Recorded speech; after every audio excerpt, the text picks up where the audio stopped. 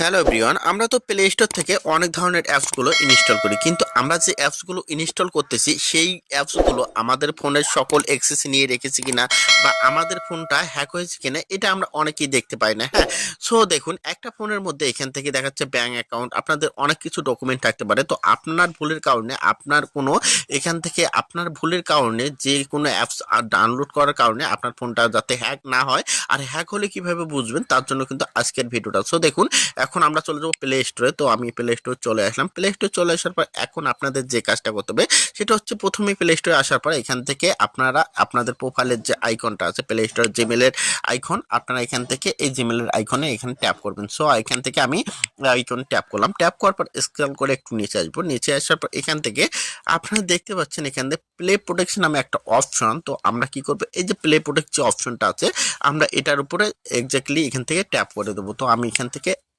Tap করে দিলাম।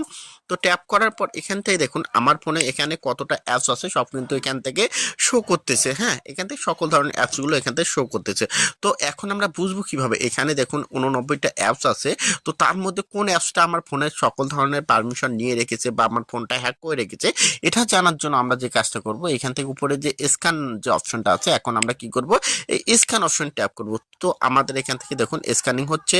তো আপনার সেম ভাবে আপনাদের ফোনে থাকা এইভাবে দেখুন আমার এখানে কিন্তু স্ক্যানিং হচ্ছে। হ্যাঁ, আপনারা সেম ভাবে আপনাদের ফোনে থাকা এখান থেকে এইভাবে ট্যাপ করুন। ট্যাপ করার পর এখানে দেখুন আমার এখানে কি অপশনটা চলে এসেছে। এখান থেকে দেখুন, এখান থেকে দেখাচ্ছে নো হার্মফুলি অ্যাপস ফাউন্ড। তো এখান থেকে দেখুন আমার ফোনের মধ্যে কোনো কিন্তু হার্মফুলি অ্যাপস এখান থেকে পাইনি। হ্যাঁ, বা আমার ফোনে কোনো ধরনের ক্ষতি করবে সেই অ্যাপসটা কিন্তু পাইনি। এখানে দেখুন আমার এখানে টিক মার্ক দেখাচ্ছে। তো আপনারা যারা এখান থেকে ফোনে বিভিন্ন ধরনের অ্যাপসগুলো ডাউনলোড করেন, তো আপনারা জানেন না যে আপনাদের ফোনের মধ্যে এখান থেকে কোনো ধরনের সমস্যা আছে কিনা, তো তারা এই কাজটা করবেন, এখান থেকে এই অপশনটা চেক দিবেন। দেখুন এখানে যদি নো হার্মফুলি অ্যাপস দেখে তাহলে বুঝবেন যে আপনাদের ফোনটা কখনো হ্যাক হয়নি, বা এখান থেকে টিকমার্ক দিলে।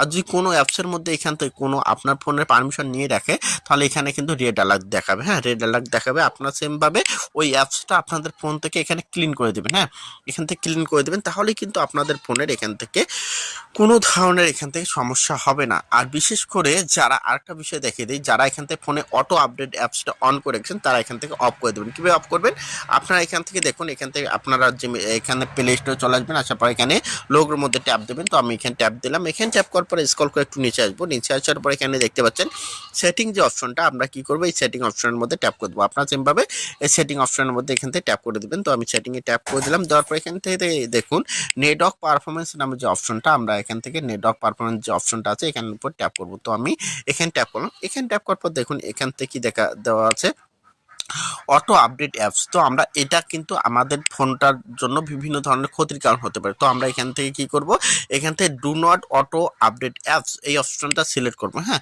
এই অপশনটা যখন আমরা সিলেক্ট করব তখন কিন্তু আমাদের ফোনে যত ধরনের এখান থেকে অ্যাপস আছে অটোমেটিক আপডেট নিতে পারবে না। আর আমার ফোনে যদি কোনো ধরনের এখান থেকে ক্লোন ফাইল আমার ফোনের মধ্যে ইনস্টল হয়ে থাকে, তাহলে সেগুলো কিন্তু সহজে অ্যাক্সেস করতে পারবে না। তো অবশ্যই এটা ট্যাপ করে দেবেন। ট্যাপ করার পর এখান থেকে আপনারা কি করবেন, এখান থেকে আপনারা ব্যাক চলে আসবেন, তাহলে কিন্তু আপনাদের এখান থেকে ফোনটা সেভ থাকবে। ধন্যবাদ সবাইকে। ভিডিওটা ভালো লাগলে অবশ্যই লাইক এবং শেয়ার করে পাশে থাকবেন।